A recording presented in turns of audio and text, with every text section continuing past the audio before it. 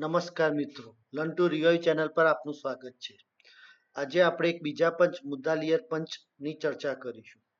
મુદ્દાલિયર પંચની શરૂઆત 1952-53ના અંદર થઈ હતી અને આ કમિશને રિપોર્ટ આપ્યો હતો, જેને માધ્યમિક શિક્ષણ કમિશન તરીકે ઓળખવામાં આવે છે. આ પંચની મુખ્ય ભલામણો જાણીએ એ પહેલા આપણે આ પંચના અધ્યક્ષ કોણ હતા તેના વિશે જાણીએ.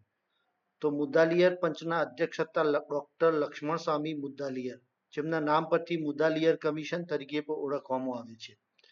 આ પંચની મુખ્ય ભલામણો માધ્યમિક શિક્ષણ સાથે સંબંધિત હતી. એટલે પરીક્ષામાં કોઈ પણ પ્રકારનો પ્રશ્ન માધ્યમિક શિક્ષણના લગતો પૂછાય તો મુદ્દાલિયર કમિશન એ જવાબ હોઈ શકે. માધ્યમિક શિક્ષણનું મૂલ્યાંકન કરવું, માધ્યમિક શિક્ષણનું સંગઠન, પ્રાથમિક અને ઉચ્ચ પ્રાથમિક સાથેનો જે સહસંબંધ, એના લગતી ભલામણો આ પંચે કરેલી હતી.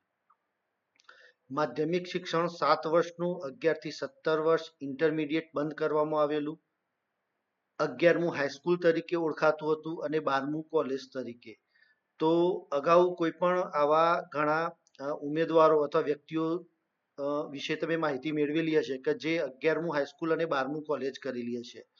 તો એ જે સમયે જે શિક્ષણ નીતિની ભલામણો જે ચાલતી હતી એ આ મુદ્દાલિયર કમિશનની માધ્યમિક શિક્ષણ કમિશનની ભલામણો ચાલતી હતી, એ જોઈ શકાય. કૌશલ્ય વિકાસ માટેની વિવિધલક્ષી શાળાઓ સ્થાપી આ પંચની એક મુખ્ય ભલામણ હતી. આ પણ પરીક્ષામાં પ્રશ્ન પૂછાઈ શકે તેવો છે. ટેકનિકલ શાળાઓ મોટી સંખ્યામાં શરૂ કરવી, ટેકનિકલ અને પોલિટેકનિક બંને. સહશિક્ષણ, દરેક રાજ્યમાં પાઠ્યપુસ્તક મંડળ સ્થાપવું. આ એક મોસ્ટ આઈએમપી પ્રશ્ન બની શકે કે અત્યારે હાલમાં પણ આપણા રાજ્યની અંદર ગુજરાત રાજ્ય શાળા પાઠ્યપુસ્તક મંડળ કાર્યરત છે. તો આ પાઠ્યપુસ્તક મંડળ સ્થાપવાની ભલામણ મુદ્દાલિયર કમિશને એ સમયે દરેક રાજ્યો માટે કરેલી હતી. તો આ પણ પરીક્ષાની અંદર પૂછાઈ શકે એવો પ્રશ્ન છે અગત્યનો. શાળાઓમાં વૈદ્યકીય તપાસ, આરોગ્ય તપાસ. આ પણ એક મહત્વની ભલામણ છે અને અત્યારના એનઈપી 2020ના અંદર અને હાલના શિક્ષણના પ્રયોગના અંદર પણ બાળકોની આરોગ્ય તપાસ કરવામાં આવે છે.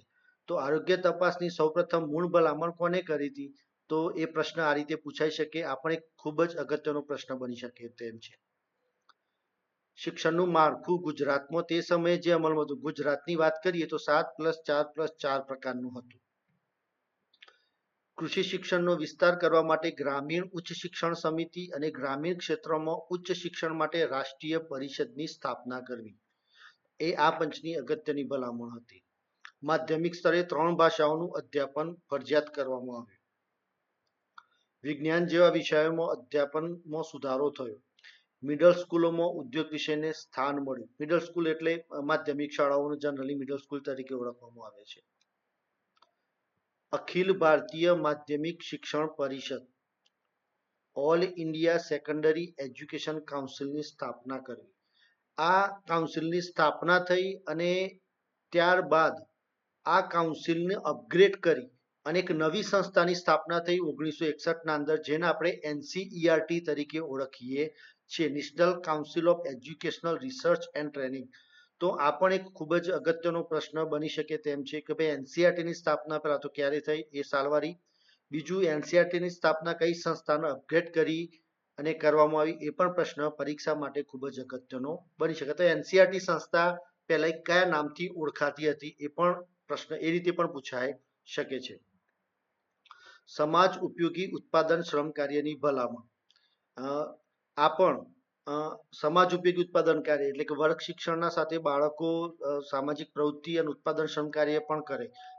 ગુજરાતની અંદર ઈશ્વરભાઈ પટેલ સમિતિની ભલામણો જે અમલી હતી, જે સમાજ ઉપયોગી ઉત્પાદન કાર્યની હતી, એ કહી શકાય કે ગુજરાતના અંદર એમની ભલામણો ચાલતી હતી. પણ મૂળ ભલામણ આ મુદ્દાલિયર કમિશન એટલે કે મુદ્દાલિયર પંચે, માધ્યમિક શિક્ષણ પંચે આપી હતી.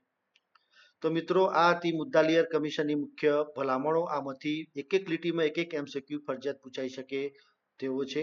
Best of luck. આભાર.